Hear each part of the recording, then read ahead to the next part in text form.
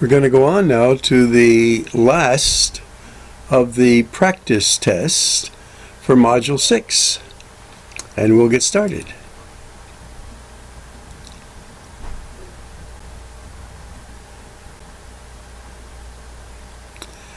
Now here we're dealing with composition, so I'll set it up. We're looking for strategy. We want to understand what is written here, and then how do we go about getting an answer. First, a little background on what is composition. Well, this is a situation we find in algebra where they're asking us to look at the f function, which is this, and the g function, which is this. And the way it works is we say, well, what is our g function? Our g function is this. We then want you to take the g function and put it into the f function to get our answer. So let me set that up for you. So the way it works, we're saying f composed of g. So our g function we said was this. We now take our g function and replace it in our f function where the x is. So I've taken this and put it where the x was. Now we will have f composed of g. So we expand our binomial by squaring it. Square this, and you get that. Multiply these two together, double it, and you get that. And then a -1 times -1, squaring this, is a +1. Now to complete this step, we have to distribute. 6 times 36 is 216 x squared. And I need to put the x there as well. 6 times a -12x is a -72x.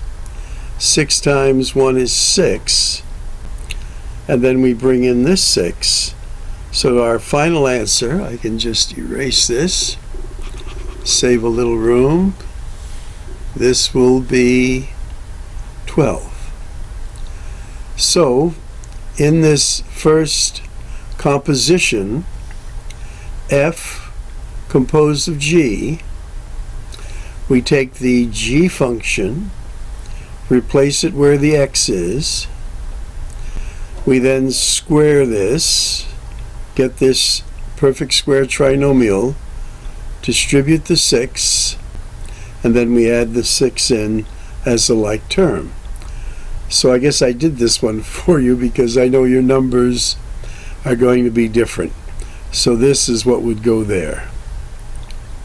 Now in the second part of this, again we're dealing with composition, but we want to have the composition of g composed of f. So we're switching it around. Where we had before g, f composed of g, we now have g composed of f.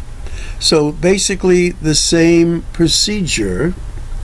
We're going to take our f value, which is this, and put it in our g function.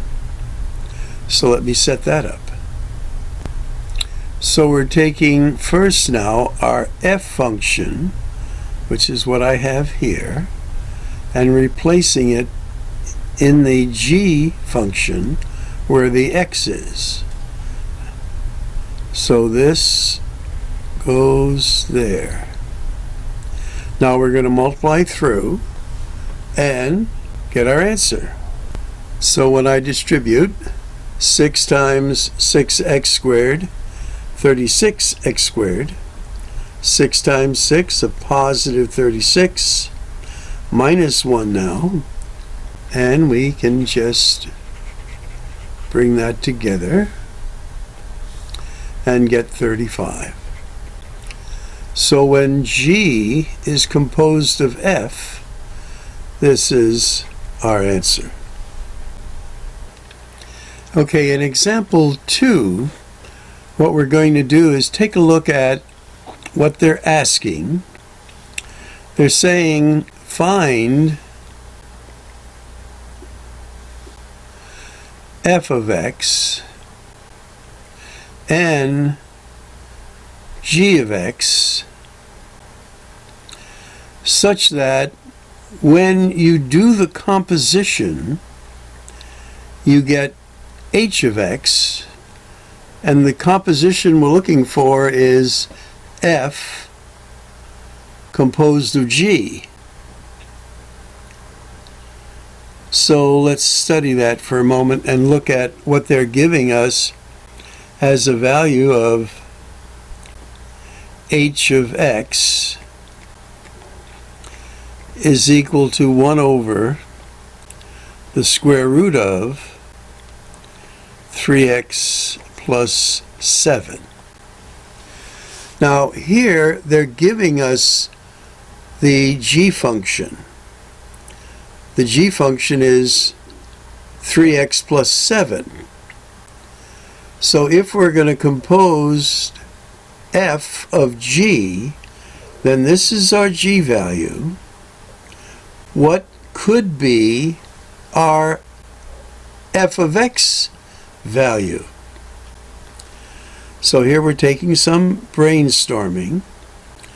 We're going to say f of x is such that if we're going to compose g with it, and there are different ways to do it, but this would be, to me, the easiest. There's sort of the framework. And what letter are you going to put here? An X. So that when you compose G, or f of g, you take your g value and replace the x value in your f function. So if we take this, put it there, we then get this, which is your composition of G composed of, F composed of G. Get my F and G's mixed up here. Okay, but we have it laid out here properly. And again, there are different ways to do it. You want to pick the easiest way. So here they're asking you for the composition of f of g. They're giving you the g function. So what would have been an f function that when f is composed of g gives you this? Well, this is what we have here. So this is what you're going to put there. Well, this presentation is meant to give you some background. So in this statement of example 3, they're asking us, they're saying the following function is 1-to-1. Well, what is 1-to-1? We'll get to that shortly. But first of all, how do we know something is a function? Well, it's a function if it passes what is called the vertical line test. So here's our graph, let's say, and there's the particular equation we're dealing with. It's this red line, which is some algebraic equation. Now we pass this kind of purplish violet line over the face of this graph. Now, as it passes over the graph, does it intersect the red line only in one place at a time? And the answer is yes. So we say it passes the vertical line test. Well, now we get to this one-to-one. How do we know something is one-to-one? And the test for that is the horizontal line test. So here we have a horizontal line that we're going to bring down onto our graph, the red line. And as this horizontal line comes down, does it only intersect our graph, our red line, in one place at a time as it comes down? And the answer is yes. So this does pass the horizontal line test, and therefore is a function that is one-to-one. Now, those functions that are one-to-one have an inverse, and that's what we're going to be graphing and looking at. Now, there is a protocol to finding the inverse if something is a function and it is a one-to-one, and we're saying this is. So what do we do first? Step one, and I'll kind of lay it out here for you to take some notes on. You take the function symbol and replace it with y.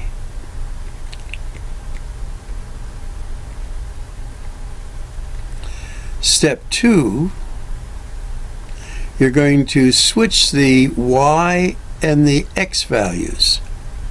Repeating step two, we're going to switch the x and the y values. This is how you get the inverse. Now, for step three, we solve for the letter y. So we're going to take the -9, transpose it to the other side where it becomes a +9.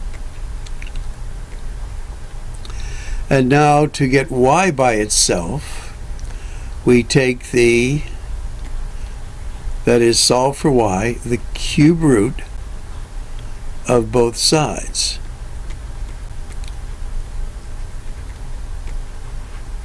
So the cube root of this gives us a y, and then the cube root of this gives us what y is.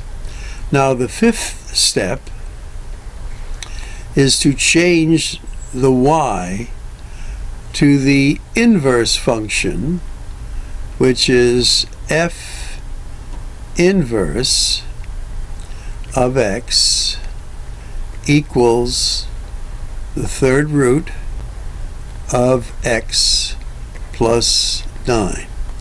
Now notice they're giving you this part. All we then have to do is put this part into the answer box.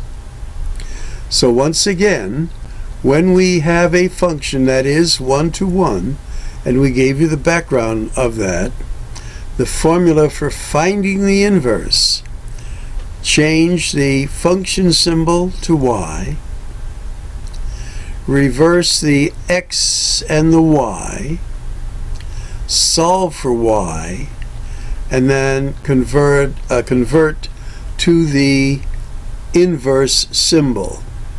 Now this is the inverse symbol. It's not a negative exponent. That's just a symbol for inverse. And now they want us to graph it. We do want to give you some background.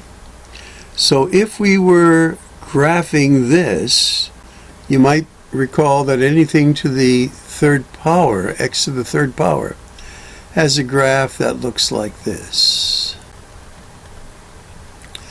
Now that we've added a -9 to it, in a sense that's our y-intercept. This is going to cross the y-axis down here and look like that. So this graph is here. So as we look at it, we see we have one here, one here, one there, sort of, and one there. There's a 9 there. So all of these are graphed. Now, what would be the inverse of that? So we agree that this is one of the lines, and that is the blue line on each of these. And if you recall, when we have the inverse of something, we're looking for the axis of symmetry, which is this dotted line.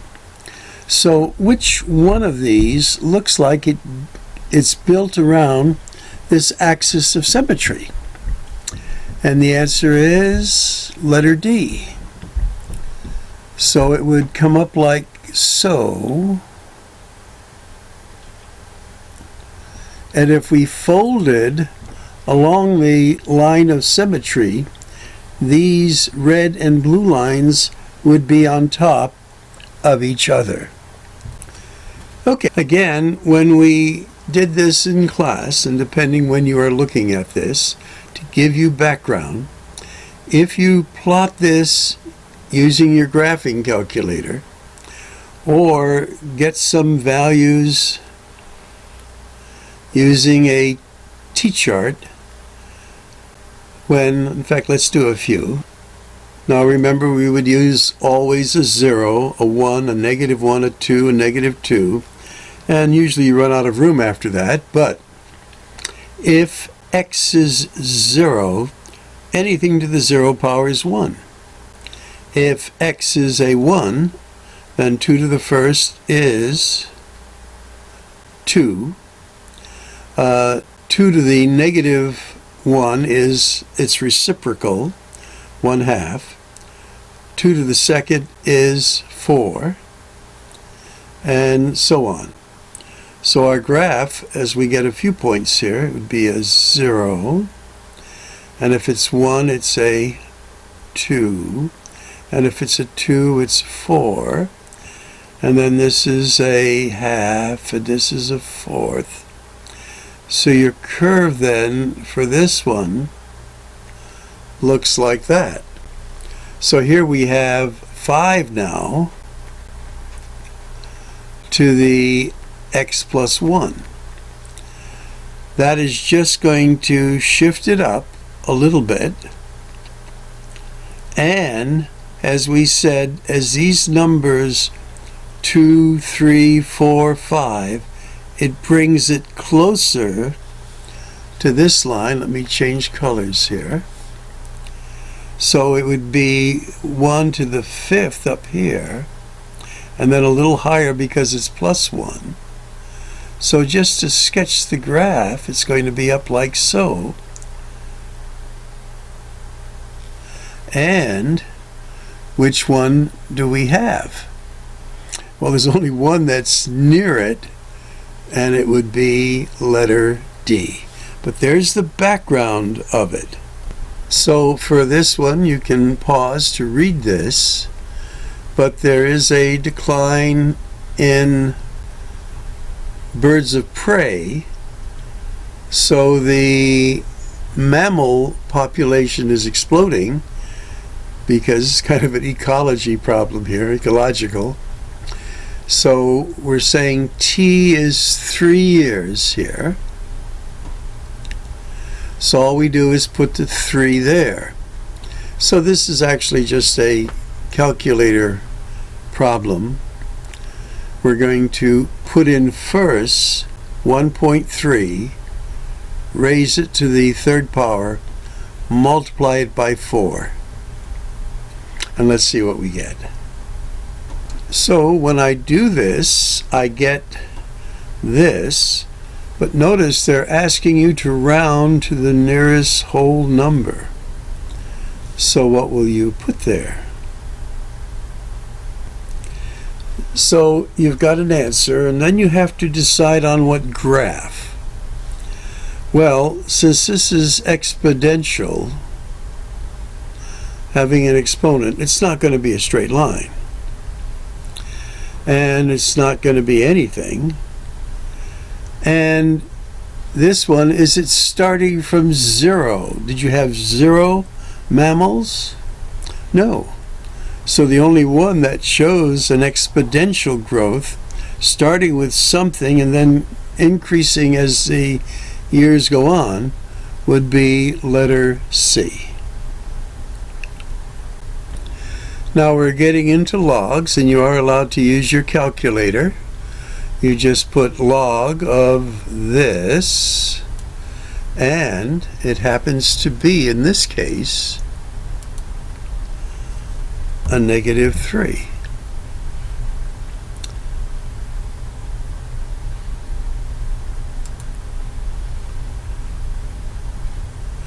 And let's take a look at this. So a little background of this, again, that logs are generally the inverse functions of something. So if this is the log, then it would have come from this that we just did in an earlier slide. What would be the inverse of this? Well, this graph is this, so the inverse is this, and again we have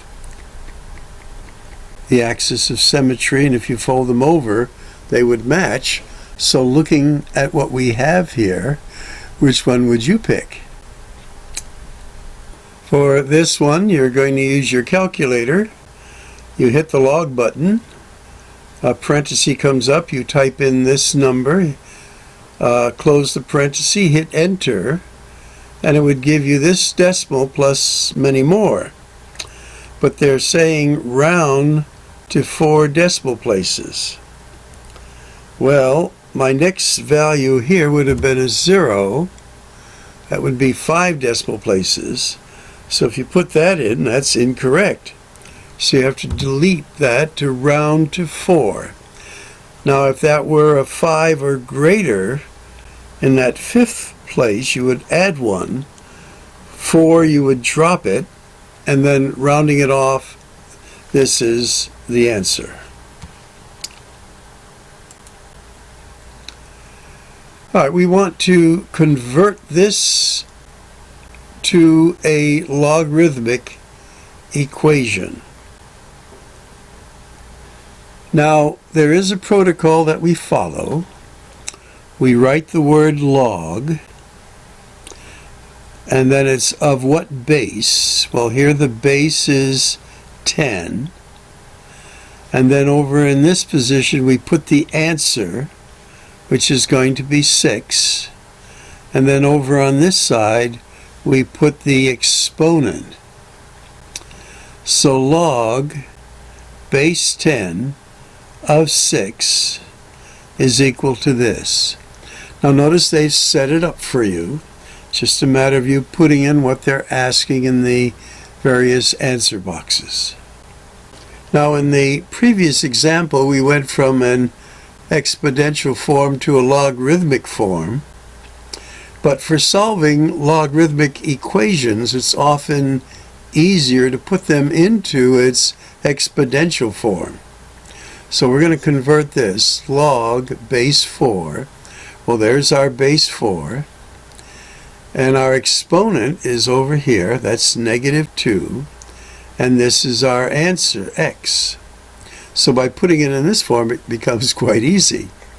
Because now x is equal to 1 over 4 to the second, which is 1/16. In this example, you have to dig into your toolkit of what they want. Well, they want you to write in logarithmic terms, but without exponents. So here we use the tool of, if we write an expanded log form, where do we put the exponents? So in a sense, they aren't exponents anymore. they become something else. Well, the rule is you can take an exponent of our base here and place it in front of the log. So as we do the first one, log base b of x, there's just a 1 there, so in a sense there's a 1 there, so that's okay. And then since it's multiplication, we're going to use a plus.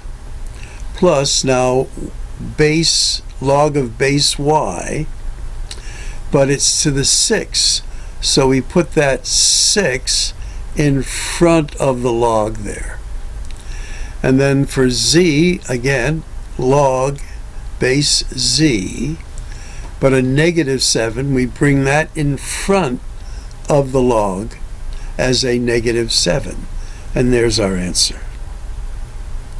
So as you put your answers in, you're going to use the sub value here, subscript, to put in your bases. And I think I left the b off of my written example out here, but I picked it up as I was doing it here. Okay. Now this one is a little tricky. As we look at this is the expanded log version. We want to condense it so we don't have any plus and minus signs in there, but there's a lot of background. So it's log base c, and then it's going to be x to the exponent here, 1/3 in the numerator, y to the 4th power in the numerator, and then since this is negative, we're going to take this negative, its division, put it in our denominator as x to the 5th. But now we need to simplify. So we're going to change the... My wife was asking me a question. All right, once again, we're going to change the 5 that was there to 15/3. This is 5. So now we're going to bring this down from the top as a -1/3. So this bottom will now become 14/3, and this disappears. So we now have this expression simplified as a single log as this. Now they didn't say anything about positive or negative exponents. If we had this up in the numerator, this would be a -14/3. Okay, as we look at this, take a moment to look at the question they're asking us. So we have 7 is this log, and 5 is this log. And if possible, use the property of logarithmics to calculate the numerical value of the following. Okay. Well, you might say you have the log of 7, that would be there. But this 5 is sort of a little roadblock here. You say there's no 5. Well, that's okay, because we know that the log of 1 is 0. So we don't need to know that log. We're supposedly know that the log of 1 is 0. So if this is 0 and its division, what do? Well, we just subtract this from 0, and it just becomes a negative this, and that should be the answer. Using the change of base formula, it would just be log of 17 divided by log of 9, and then we're using common logs here. Put that in your calculator, you get this. They want you to round to 4 decimal places. So 1, 2, 3, 4, 5. I look at the 5th. It is a 5. So I'm going to drop the 5 and add 1 there. And that's the answer. Okay, as we look at this, this is e, which is in our natural log value. So our base here happens to be the natural log, and that is e. So this part of it is a 1 in a sense. So we had mentioned in lecture that therefore this exponent equals this exponent. So we then get, well, I skipped some steps here, so let's try this again. This is our original problem. We're going to convert it to natural logs. So when we put it in this form, we're going to take our exponent and put it out in front. So this now becomes a negative 0.24t. Now, this is where this part becomes a 1. The natural log of e is 1. So we now get negative 0.24t equals the natural log of this. So you put that in your calculator, and I'm writing all this out. When you take the natural log of this, you get this, which is a negative. You're going to divide both sides then by a negative 0.24. Here these cancel out. I get a positive t, and a negative divided by a negative will give me a positive. But they want us to round to 4 decimal places. So I look 1, 2, 3, 4, 5 is a 9. So I'm going to make this 4th place a 7, and that's my answer. So for this one, a lot of background. You had to convert it to its natural log form, move the exponent out in front, and then follow the procedure. Remember, you can always go back and watch it again, this little part. Alright, this one is done in a similar way.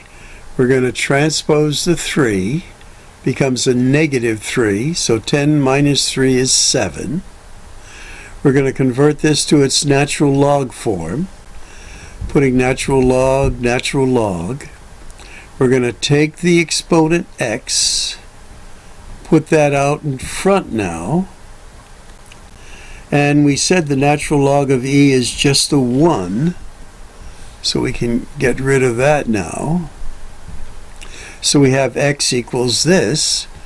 Put this in your calculator, natural log, and just put a parentheses, 7/4, and they'll give you a value. Another way to do that got cut off a little bit there, so let me just give another quick review. So one way to write it would be natural log, and then in parentheses 7 divided by 4 parenthesis, or natural log 7, and since this is division, minus natural log of 4.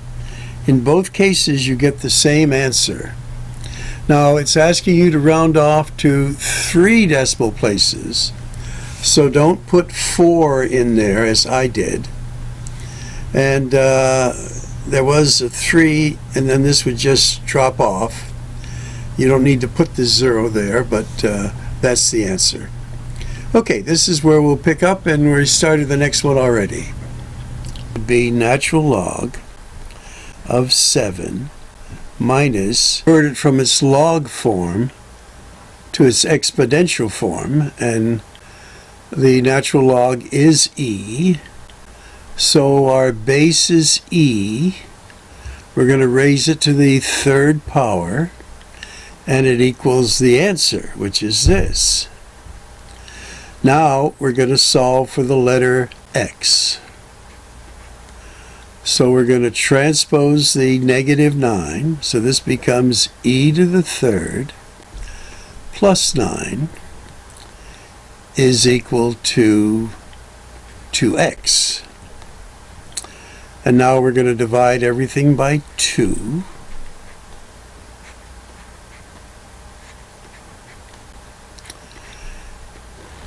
And we get, and I can clean that up a little bit, x equals this. Now, if you put this in your calculator, this is where calculators are just so great. You get that x is, and this is a approximation here, 14.54276. And again, we're rounding to 4 decimals. So this is a 6, so we're going to add 1 there. And that is our answer. All right, for our last example, and the tape is going to run 40 minutes perhaps. Let's see. There's our, I'm taking my positive log 2 from this side, moving it over to the left side, opposite sign, and that equals 2. Now I'm converting this from its expanded log form to its condensed log form. This is a negative, so it's division. I'm just going to convert this now from its log form to its exponential form, where our base is 2, the exponent is 2, and it equals the answer. So I'm going to erase this because this is going to be a 4. 2 to the second is 4. And now I'm going to cross multiply. And I get 4x minus 32 equals x minus 2. I'm going to transpose the negative 32 to this side, get a positive 32, so this side becomes a 30. Transpose the x, this becomes a negative x, so this is 3x. Divide both sides by 3, x equals 10.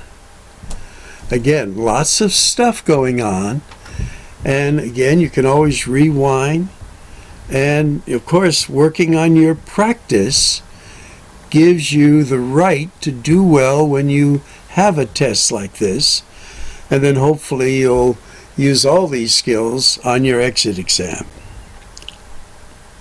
Now, as a PostGrip, I see I had this one marked wrong, and I'm looking it over. I said, what did I make a mistake on this here? Well, here it says round to the nearest thousandths.